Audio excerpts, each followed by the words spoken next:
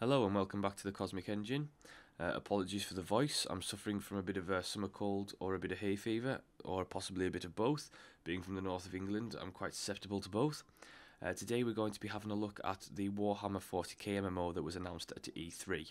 So it was announced that the title of this MMO will be Warhammer 40k Eternal Crusade, and that it will be developed by Behaviour Interactive, which is not great news. So Behaviour Interactive have a terrible reputation of giving us a lot of video game trash. They have done such great works as Doritos Crash Course 2, The Grinch, Bugs Bunny, Monsters Inc., Scream, Ice Age, Scooby-Doo, etc, etc. A lot of it is movie tie-ins, and they've also done some porting work for things like Spider-Man to the PSP and things like that. Oh dear, what can we say about this? It does not fill me with hope at all. In fact, it makes me think this is not going to be good. Now, I can understand that possibly a lot of the games that they've done in the past they have been given by their superiors to do, and it's something that they have not chosen to do. But again, that excuse is only acceptable to a certain degree. But regardless, let's talk about what they announced at E3. So what Behaviour have said is that it's going to be a third-person MMO. No doubt much of that will be a third-person shooter. Hopefully they do put some real gratifying melee combat in there, as the Warhammer universe is full of it. There will be 4 initial factions, being the Space Marines, the Chaos Space Marines, the Orcs and the Eldar. So what Behaviour Interactive have said is how the game is going to work is that there's going to be an entire solar system that is devoted to war.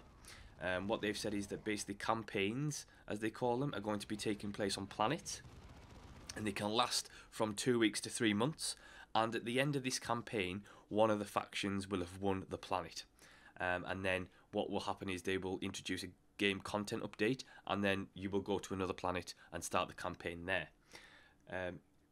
What they have also said, which is worrying a little bit, or what they have reportedly said, is that it will, quote unquote,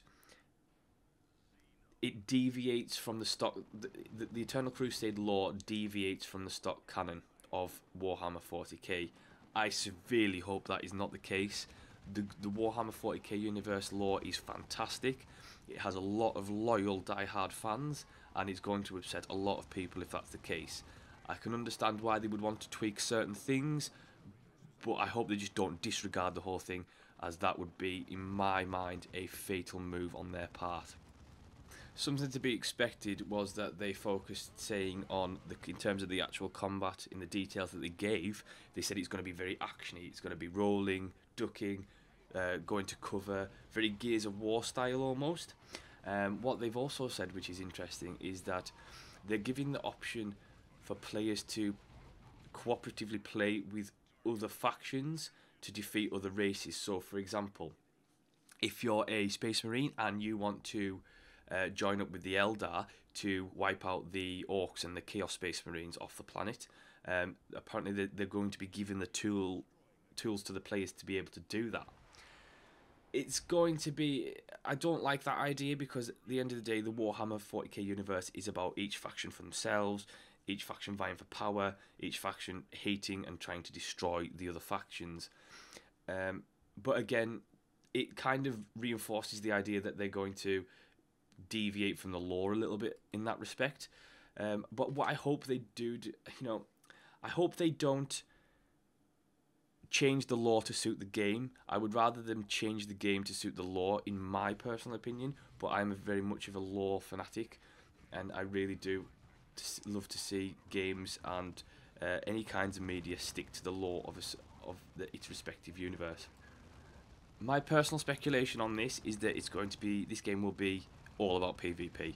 I hope they do good PvE, but I don't see that happening. I see it being very much based on PvP, PvP heavy. What they've said about the economy is, this is a quote from Miguel Curran, who was a developer at Behaviour Interactive.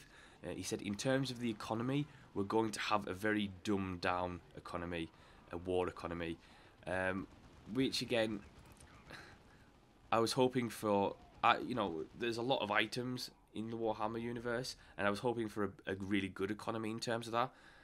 So I do hope they change that. But again, my expectation is not particularly high at this point.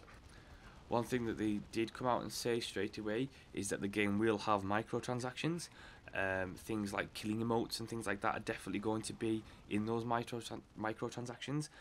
What they have stated though is that it definitely will not be pay to win, which is a good thing, and rightly so. My expectation is that you're going to have to buy the box, so you're going to have to pay for the game, and it will be free to play from there, very much like Defiance, with obviously your microtransactions in there. Now the game is going to be available on PC, Xbox One, and PlayStation 4. So it's all, and the release date currently is set for around 2015. I don't know. To be honest, I'm very skeptical about this. I think my attitude is kind of hope for the best, expect the worst in regards to this. I'm there to be proven wrong on that, and I really do hope Behaviour Interactive prove me wrong. I don't think they will, but again, we'll see how that goes. Well, folks, that's it from me. Hit the subscribe button, leave a comment, and of course, next week we have coming up the Star Wars: The Old Republic weekly show, as we always have, and other various bits and pieces of content. I'll get to it as quickly as I can, work and family commitments permitting. And thanks for listening, and we shall see you next time.